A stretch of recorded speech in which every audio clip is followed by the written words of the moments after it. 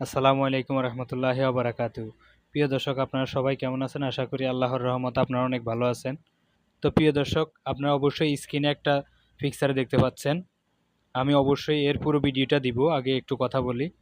তো যারা অন্ধভক্ত দলের জন্য, নেতার জন্য অন্ধভক্ত, এই ভিডিওটি তাদের জন্য। যারা নেতার প্রেমে পড়ে, নেতার ভালোবাসায় পড়ে, ন্যায় অন্যায় ভুলে গেছেন, হক কথা ন্যায় কথা ভুলে গিয়েছেন।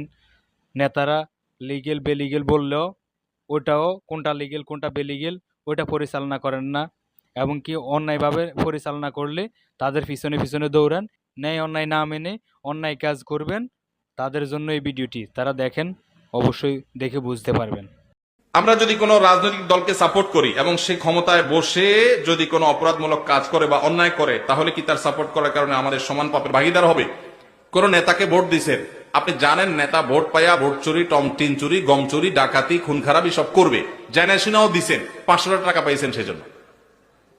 তাহলে এই টাকা যেটা এনেছে এটা তো হারাম খাইছেন খাইছেন, আর নেতা সাহেব যত অপকর্ম কুকর্ম করবে সবগুলো দায় আপনাকে কিয়ামতের ময়দানে বহন করা লাগবে।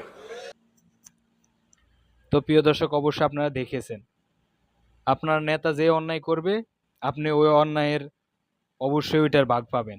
যদি আপনার নেতা ভালো কাজ করে তাহলে আপনি ভালো ভাগ পাবেন, ভালো সোয়াব পাবেন। আর যদি আপনার নেতা অন্যায় করে তাহলে অবশ্যই আপনি গুনাহ পাবেন, গুনার ভাগীদার হবেন। তাহলে ওইটা এখন আপনার উপরে ডিপেন্ড করে। এখন পালন করবেন না করবেন ওটা আপনাদের ব্যক্তিগত ব্যাপার। ওকে, ভালো থাকবেন। আসসালামু আলাইকুম, আল্লাহ হাফেজ।